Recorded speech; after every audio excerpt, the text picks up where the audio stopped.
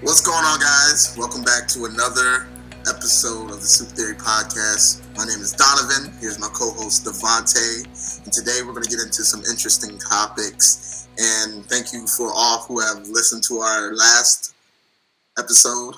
We have a grand total of 12 views, which is lit. We appreciate you guys tuning in. And so let's get this going. How about you introduce yourself, my man? What's going on, everyone? My name is Devonté, and I'm your co-host of Soup Theory. I live in the beautiful city, Madrid, which is in Spain. So I'm across the water. I'm super excited to be going on this journey with you of just self-exploration and really understanding the power of mindset. So it's a real pleasure. All right, man. So what did we get into last night, man? You just sat back and chilled? Yeah, well, no, we actually tried to record the podcast. That's true. That's true. Yeah, we had some fire conversations, and this man's when it was done, he had the biggest, goofiest smile. He was like, "Yo, dog, the audio don't work. The audio don't work." Man. You know, like when you were a little kid and you got some ice cream and that shit just fell on the ground. Yeah. That's pretty much how that shit was. But okay, so today we're gonna get into our topic. We're gonna do like two quick news stories. They're not exactly news, but it's topics that we feel are important to address. And the first thing that we wanted to touch on was the Aziz Ansari saga of whatever was happening over there with the Me Too thing. Yep. All right. And what I wanted to get into first of all is how destructive something can be when you take it out of the wrong context. Yeah. And with this Me Too movement, there's a lot of things that have come to light that are that needed to be come to light. But at the same time, there's this underlying process of trying to deconstruct masculinity in a way, in my opinion. Okay. Because I don't just take a look at the Me Too situation as its own entity. I take a look at the entire media and the entire society that we are, and I take everything into consideration, and I break that down and see how that reflects maybe an agenda that a certain group might have or the media might have. If you guys haven't heard, Aziz Ansari went on a date with this girl, and she decided afterwards that, you know, the date wasn't as fire as she thought it was going to be.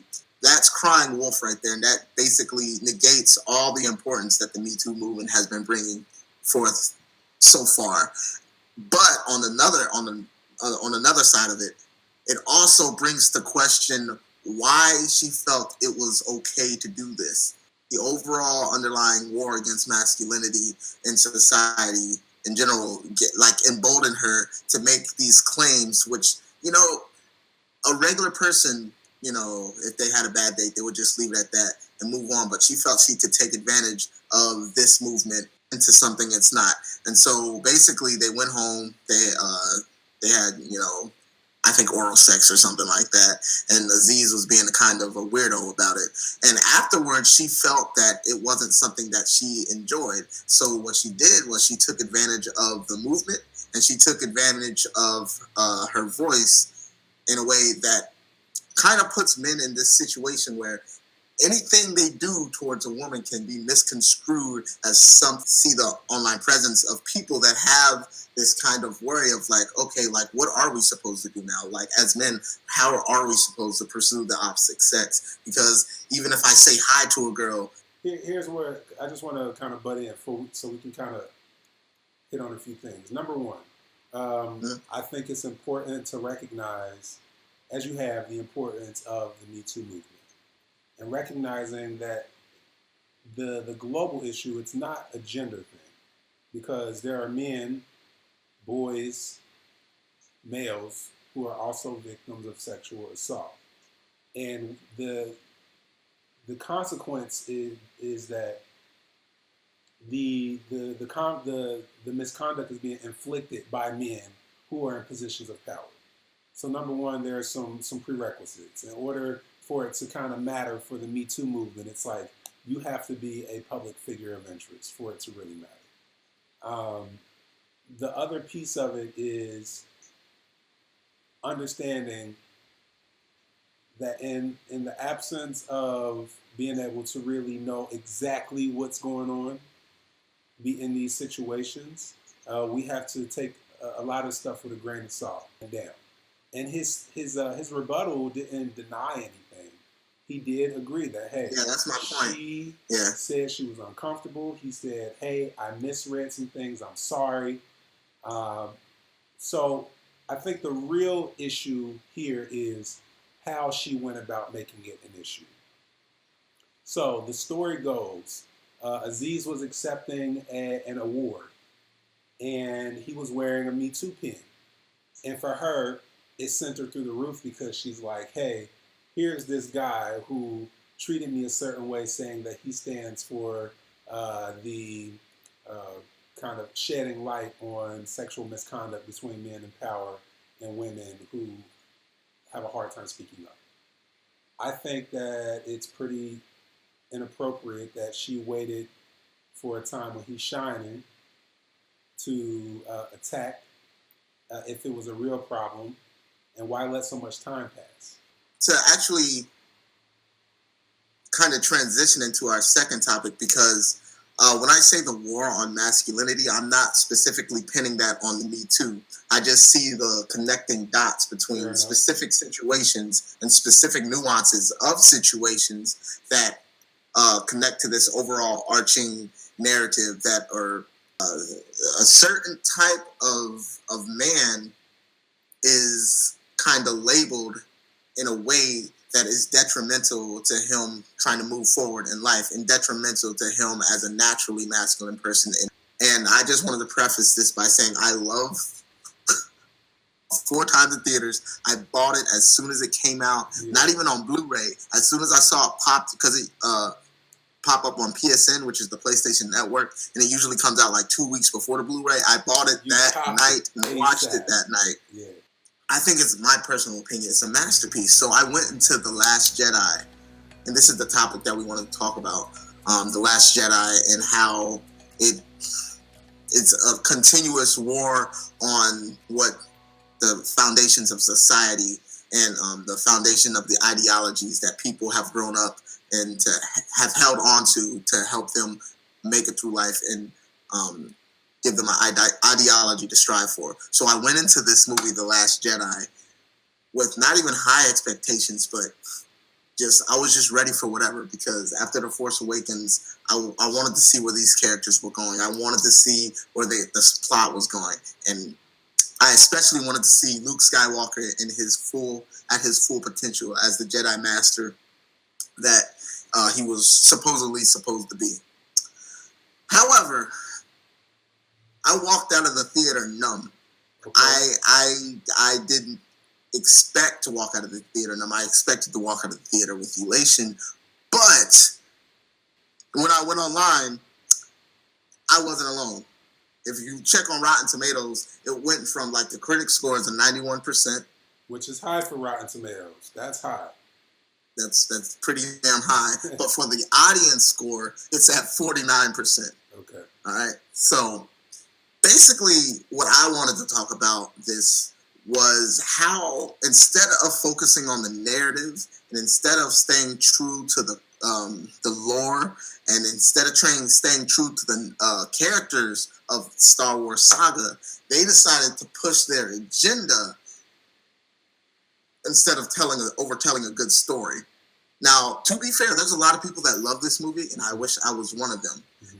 But what we're doing right now, we try to look beyond the surface. This is what this podcast is all about. We try to look at the deeper meaning of things and how it reflects on us on a day-to-day basis. Yeah. But I couldn't help but notice how all the men in this movie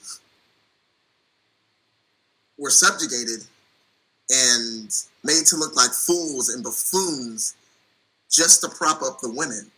Okay. Part of it is, why couldn't they elevate the women while also honoring the legacy of these heroes like Luke Skywalker, that's been the kind of the heart of the story for all the years that it's been a thing. Yeah, exactly. That's the thing. Star Wars in the original trilogy boasted one of the most strongest female characters of all time in Leia Organa.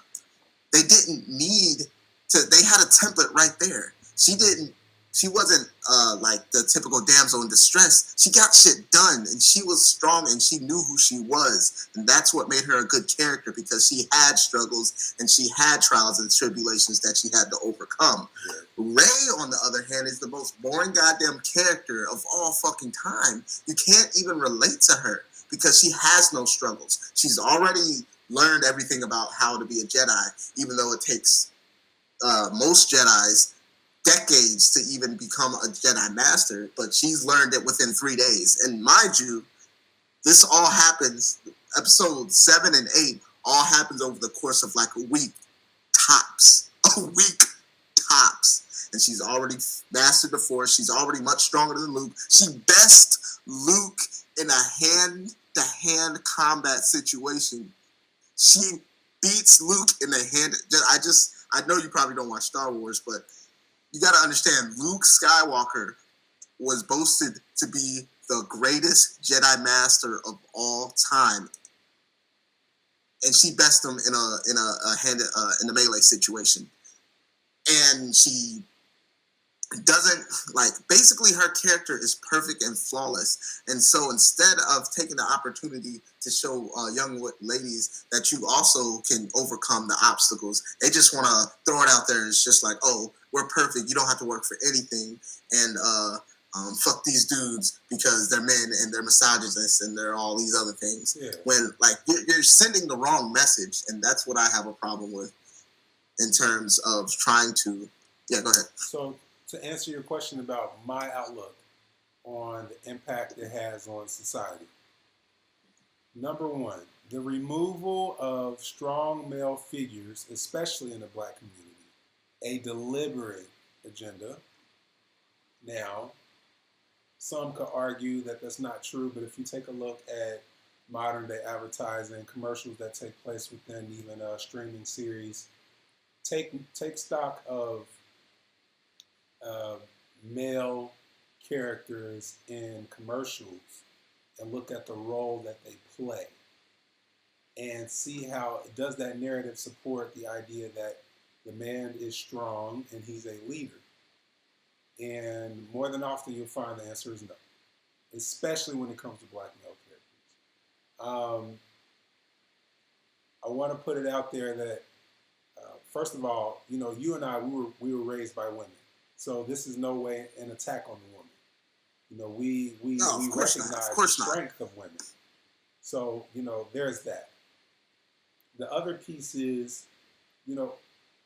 having heroes is very important. In the modern day, like as millennials, we call them mentors, right?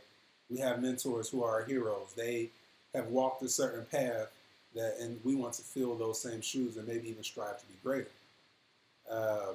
But in kind of a new context, when you have things like Instagram, Snapchat, Musical.ly, Twitter, where content is coming and happening at a rate that you can't even keep up with, do the younger kids that are ushering in like this generation, like, do they understand the concept of having heroes? Of having kind of that thing that was nurtured in your childhood and you follow it and you're like, yo, like that's the thing that keeps me rooted. And I have to be honest, I think the answer might be in a new way that we probably don't understand or know. But it seems like they're trying to merge everything together into this androgynous fucking...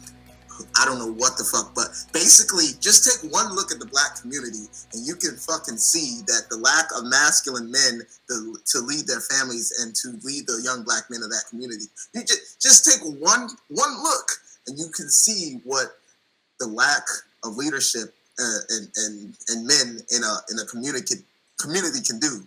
Like, it's fucked up. Yeah. Why do you think there's so many Black men in prison? Like, it's not that you can put 1, 2, and 2 together and just come up with your own theories, but it's pretty obvious. And the fact that they're trying to project this into our movies now for the most mass, like everybody sees Star Wars. And if you're not conscious, if you do not do a lot of self-introspection, like I said before, it's called television programming for a reason.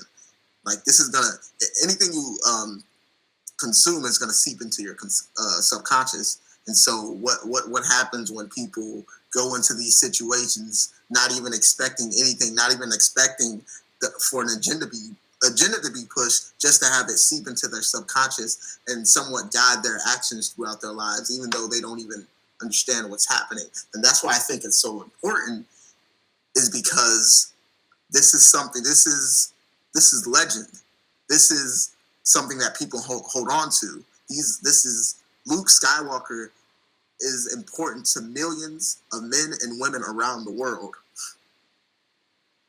and especially men, especially boys that grew up in the 70s and 80s that look to Luke Skywalker as their hero. Like there's countless YouTube videos of people just being legitimately hurt by what they did to his character because he meant so much to them growing up. Yeah, and I can attest to that. Spider-Man was one for me. When I was in school and I was getting bullied, I looked to Spider-Man because I felt like he was I could see myself in him, basically, and it helped me get through some of the tough times. And heroes are actually important in the fact that they're trying to destroy the essence of masculinity, which is Luke Skywalker, is like you can always see there's a hidden agenda behind anything. Now we're not out here trying to be conspiracy theorists, but we're just seeing it how we see it. Yeah, no, and for sure, man. So obviously, it is important to have heroes, and having figures that we look up to. These are very deep connections, associations that we make. So to have them obliterated or bastardized or diluted for the sake of profit. Yeah, for the sake of profit. So part of the argument is you saw the film company or the writers kind of capitalizing off of kind of a new movement of like extremist. Just want a good story. Yeah. All right. And this is how they got us. So they got the black asses in the seat because in the first, and this is why I actually have a little sore spot from The Force Awakens, because they promoted Finn as the next Jedi, and we are going to have the first black male lead in a Star Wars film to actually be the main character and a legendary Jedi. But nope, it was just marketed that way to get black asses in the seats. And during the very end, they do the bait and switch where, no, Finn's just there to support Rey, and Rey's actually the main character.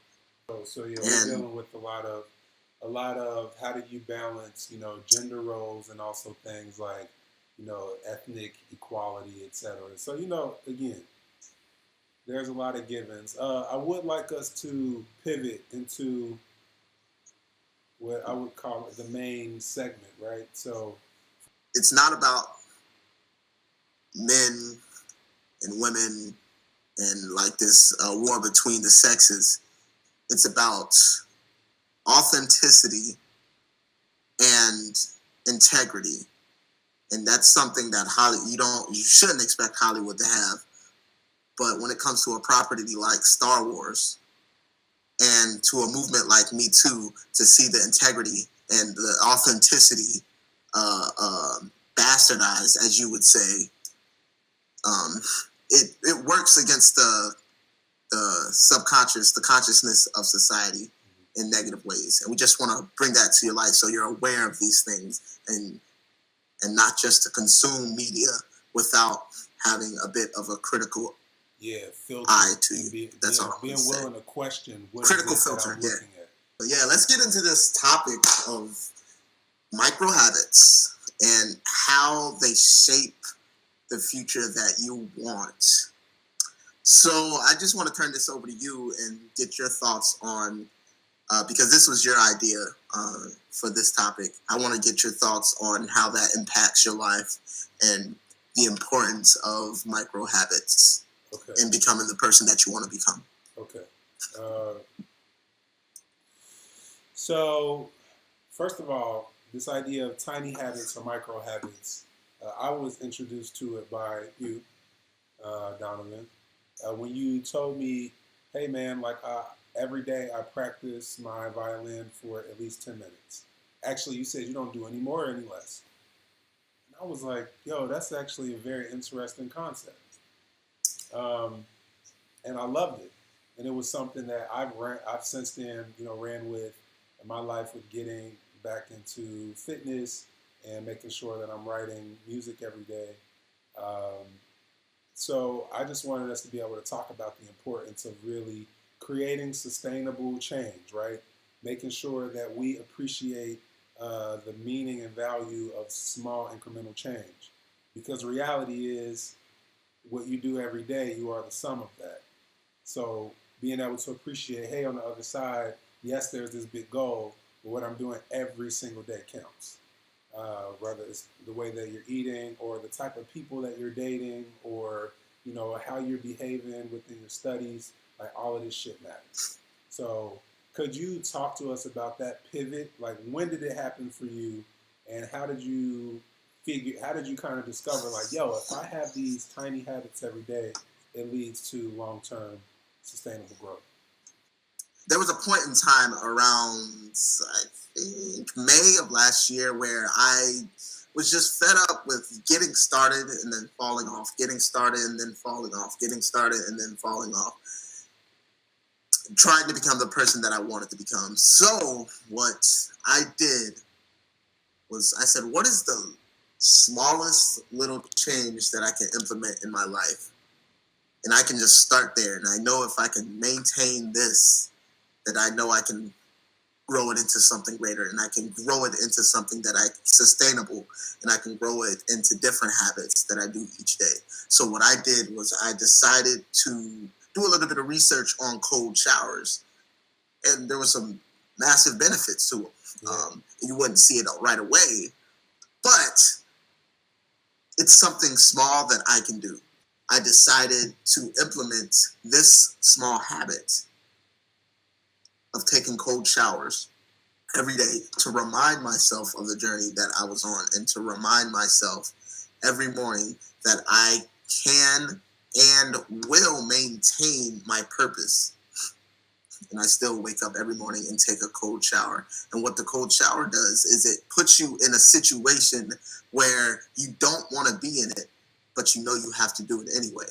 So it automatically subconsciously tells your mind that, oh, there may be a task that it may be fearful for me to accomplish, but I'm going to do it anyway and overcome those things. So it puts you into that mind state going throughout your day. So say you see a pretty girl that you want to approach, and you learn to trust yourself because you know you can overcome that fear and you can overcome the natural reaction your body might have to a certain situation. And so once I decided that I was going to keep the cold showers as a thing, I said, okay, let me expand to meditation. I'm going to spend at least 10 minutes a day meditating and learning how to control myself emotionally, mentally, and spiritually. And these things may seem small and insignificant, but the impact they have is like meditation has changed my fucking life for the better. All right, so instead of being a slave to, then you can master your overall consciousness by sitting in silence with yourself and observing and being aware of what's going on internally. And that's where meditation comes in and helps boost your consciousness throughout the day and throughout your life. Just 10 minutes a day has totally transformed the person that I am. And I'm not even gonna lie. Like, I didn't think it was gonna work at first. But if you stay consistent, it will put you in a state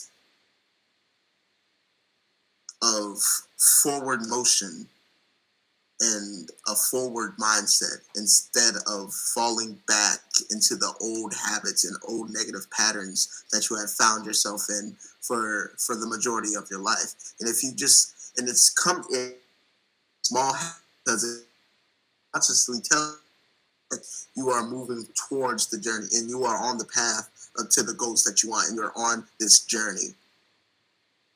Another thing I want to hop on is life is a celebration of itself. And one of my mentors named Dante Nero, who I listen to frequently, he says, life isn't so much about the destination, but the journey. And that's true because the goal is arbitrary, but the eternal present now is all that we ever have. So we have to be engaged with the process in order to actually find true happiness. And what these small habits do is it engages you with the process of life. It's typically how it goes for me. I wake up around 8, immediately hop into that cold shower. Afterwards, I do a little self-affirmation in the mirror for about 5 minutes, usually saying that I love myself. And then after that, I come back and I do my morning meditation, which is really, I like to call it a morning release, which I release all the sensations and tensions that I had from maybe the night before and look forward to my day in a state of non-attachment and being in a state of where non-resistance basically, and that I'm welcoming the day ahead no matter what it brings. And then around 3 o'clock is when I do my actual meditation. And then at night, I do a guided evening release. And that recycles day in and day out. And these are the micro habits that have, and also I go to the gym 5 days a week. Let me get your opinion on these things, bro. So, first of all, thanks for sharing that because I lead my life in a similar way. I believe in the power of structure and holding yourself accountable and being efficient, maximizing the time. It is the most valuable asset that we have. And the strange thing is that we all get the same amount of time, regardless of race, creed, economic status. We all get 24 hours in a day. So understanding that and also being aware of myself and what I want for my life, I'm like, I can do more and I can do better. And by holding myself more accountable and doing things every day that actually build towards something, I'm becoming a better person.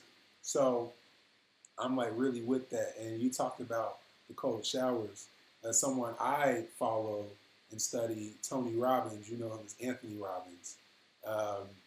He does this thing called morning priming, where he jumps into an ice cold.